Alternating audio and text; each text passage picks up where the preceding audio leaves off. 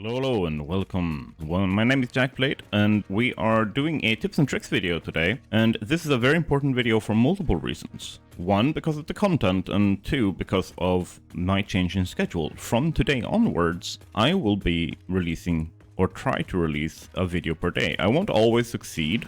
I want to make that clear, especially right now. I am in the middle of moving, and some of these days will need to go to that. But other than that, we will be looking at the 7+ things that you are doing wrong. And I want to be very clear when I'm talking about this.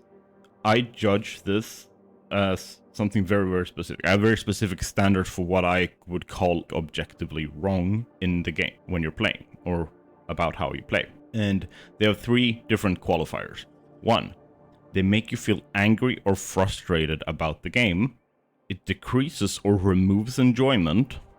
And 3, it disrupts your ability to take care of yourself or your responsibilities in real life.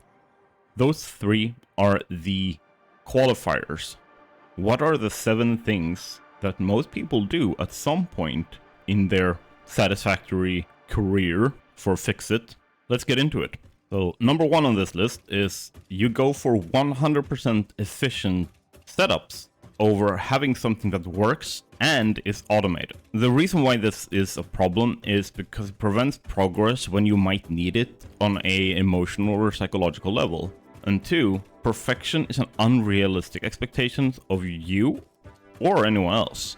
And to always have 100% efficient setups is expecting exactly that. It's expecting you to be able to handle any situation and solve any problem perfectly with no flaws whatsoever. That is not an unrealistic expectation. And it puts undue pressure on you, and that will ultimately hit you. The whole point of playing a game is to relieve pressure, it's to remove pressure, to cathart and get to chill. And if you don't get to do that, that's a problem. And it will ultimately, your body will force you to burn out. So don't, for your own sake, don't do that. Take care of yourself and treat yourself nicely. Okay, now let's move on. Number 2 is that you refuse to AFK or you confuse time efficiency with production efficiency. Those are 2 very, very different things. And just because you can produce something fast doesn't mean that you are efficient with your production.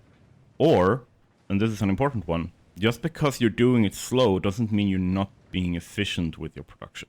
And it's fine to do that. Pushing speed builds stress and time pressure that Satisfactory designed not to have, specifically designed not to have. It's one of the reasons why we don't have enemies or survival elements or upkeep on the machines in terms of maintenance and stuff like that. It's the reason why we don't have it. This is made to be a lot more chill than, for example, Factorio or Desynced or Dyson Sphere program, where you constantly have finite resources on your nodes. You have enemies coming in waves and getting more and more aggressive the further you go along. All of that adds stress, and you gotta be fast so that you can beat the dark fog. Yeah, whatever it is. You can't AFK in case the biters come in Factorio. Either way, it is not a healthy mindset in Satisfactory. Setting up a super slow machine that produces one thing per minute, and you need 1,000, that means you have 1,000 minutes you can do other things. And by forcing speed, you give yourself no room to shift focus to do things in real life or in other places in the game that you could be putting energy and effort into to create a varied gameplay experience for yourself where it doesn't feel monotonous or grindy. While I'm yeeting myself, let's go into number 3. Number 3, you attempt to design all blueprints as a one-click solution instead of trying to create a realistic, functioning solution that just removes a lot of the menial labor. So blueprints are meant for that, exactly, to speed up menial labor or remove it. That does not mean manual building is not allowed. So having something that removes 90% of the menial labor, and then you can do the rest, or add in certain details to create variety so you don't get samey factories and stuff like that. That's entirely down to you and how you build your blueprints. but you don't have to think either I use blueprints or I don't, okay? Super important. This is a short one because I think a lot of people have kind of started learning this, but I felt it was an important one to bring up. Number 4 is you relying on exploits to anchor part of your world or much of your world mechanics and functionality to it. That is not necessarily a healthy way of playing the game. And the reason for that is, one, they're likely to get patched out. And while I think you should be simplifying or removing parts of the game you find annoying, if you use exploits or cheats to skip parts of the game progression, you risk killing enjoyment and the reward of overcoming struggle.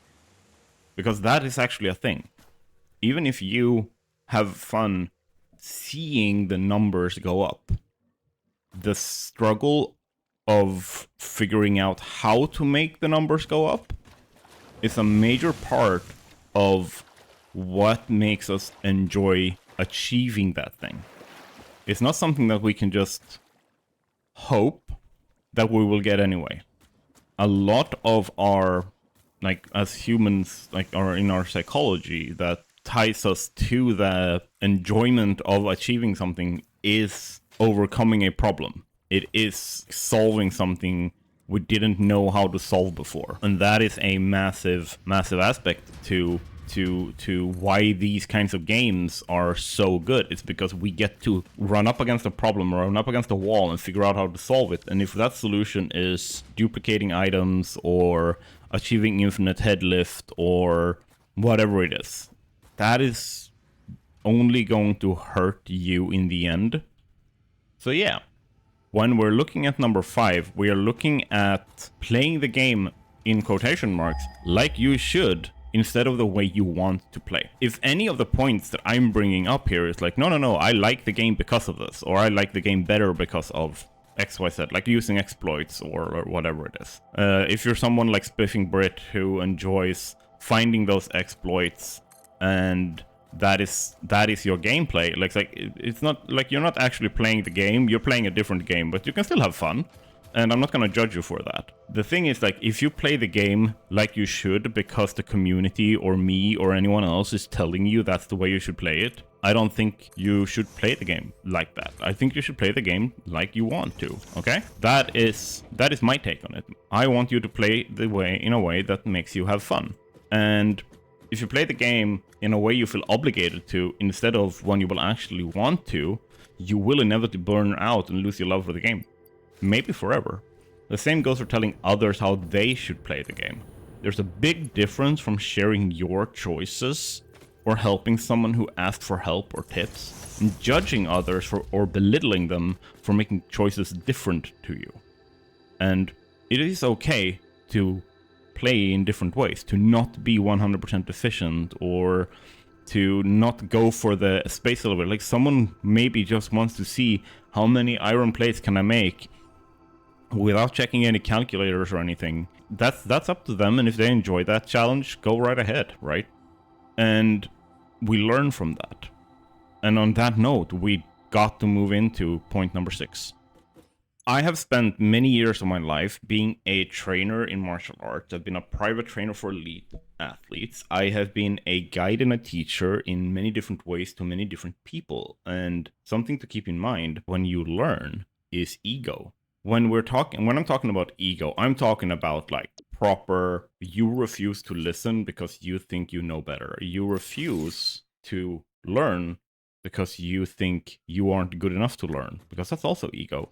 Ego is, and like, just like comparison is the enemy of joy or the thief of joy, ego is the thief of learning. By setting aside your ego, you can learn, you can develop, you can learn new ways of playing.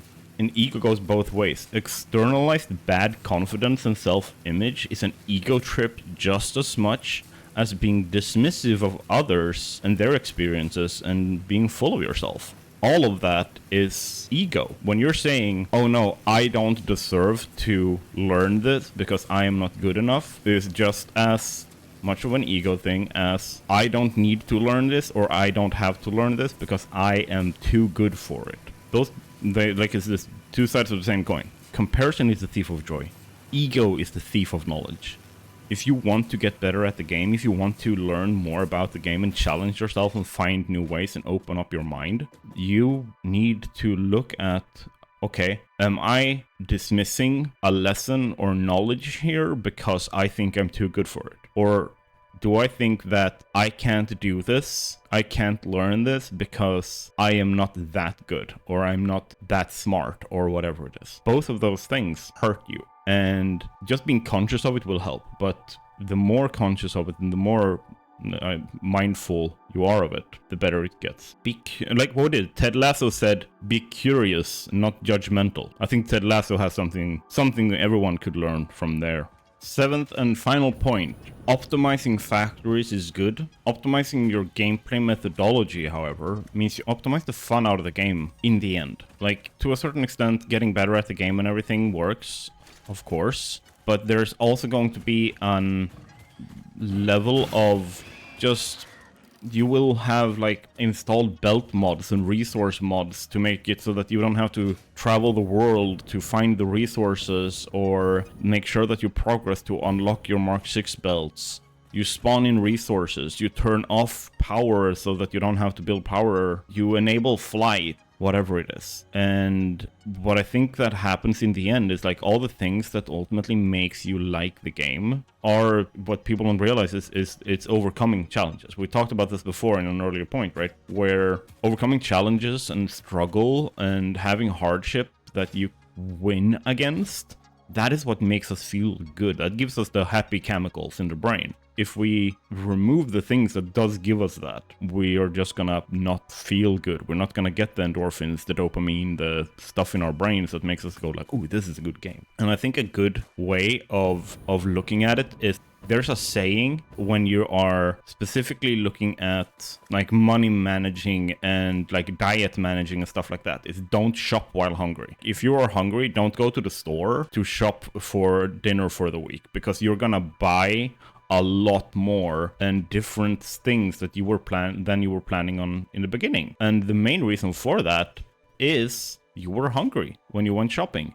If you feel like you have a hard time and you're struggling and you want something simple and you are sick of always having to grind and you've had a bad day at work with a bunch of like grindy work or whatever it is, you've had to sit down and do a bunch of homework and you're just like tired in your brain, that's not the point at which you sit down and figure, hey, how do I want to play Satisfactory? No, you do that when you have energy. You do that when you feel good about yourself, and you do that when you have some willpower, and you do that when you realize that, hey, I can do some good stuff. I can have fun. If I just plan for a factory that can deal with these kinds of things. And that is entirely down to you how you want to do that. But don't shop while hungry. Exactly.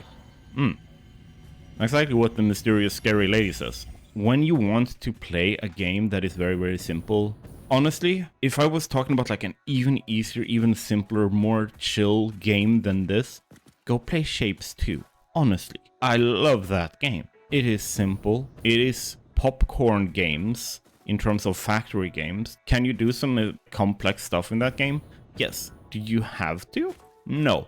Are there actual problems to overcome? Not really. You have to think and do a little bit of like puzzling and sometimes a little bit of math, but it's definitely not on the scale of like Factorio or anything like that, which is why I think that's such a good game. It is really good at being what it is. Don't shop while hungry, is what I'm telling you. Optimize some struggles into your games instead. Going back to point number 6 there with ego prevents learning. And a big part of that is when things might be looking a little bit hard, we optimize them to be simpler, because then we feel better about ourselves. Hey, I was able to do this. I feel good about this. How about optimize a bit of a challenge in so that when you can overcome that challenge, you get to feel even better for a lot longer. With that said, I am done with this video, and I hope that you've learned something from this. I hope that you've taken away something from this. If you have, put that down in the comments. I would love it if I got a subscription from you and that you followed me or joined the Discord or anything like that. On the same note, if you want to support and go a little bit above and beyond, head on over to Patreon and sign up and become a Patreon member. It will give you access to some exclusive chats in Discord. You will be able to vote on future content when that becomes relevant, and you are generally helping the channel out, and whatever money you put in is going to help the channel grow, which means that I can put stuff back into the community with giveaways and stuff like that. So if you want to show how much you love this video with a like, a subscribe, a comment, and if you want to go above and beyond for the channel and help me out here, then definitely go to Patreon. Have a great one, everyone. Love you. Bye.